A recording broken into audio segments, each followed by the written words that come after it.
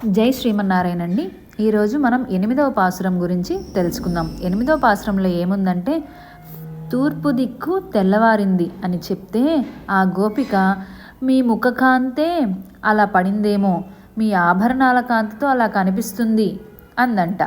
అప్పుడు గేదెలన్నీ చిన్నమేతకు వెళ్తున్నాయి, అనేక మంది పిల్లలు వెళ్ళిపోతున్నారు అని చెప్పేసిన తర్వాత మళ్ళీ అలా అంటే మళ్ళీ ఎక్కడ గోపిక పిల్లలు వెళ్ళిపోతున్నారు కదా, మరి నేనెందుకు లేవడం అని అంటుందేమోనని వెళ్ళొద్దు అని ఆపి, మేము నిన్ను లేపడానికి వచ్చాము అని చెప్పారు.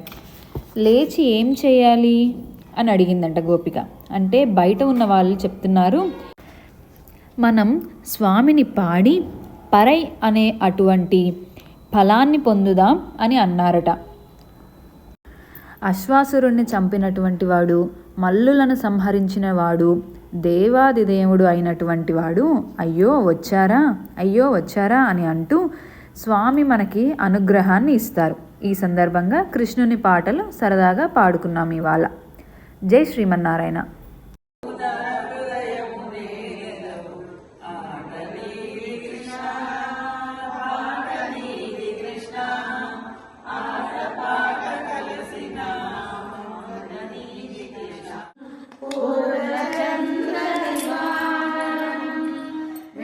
సత్కుండలధరం దేవం కృష్ణం వందే జగద్గురుం కృష్ణం వందే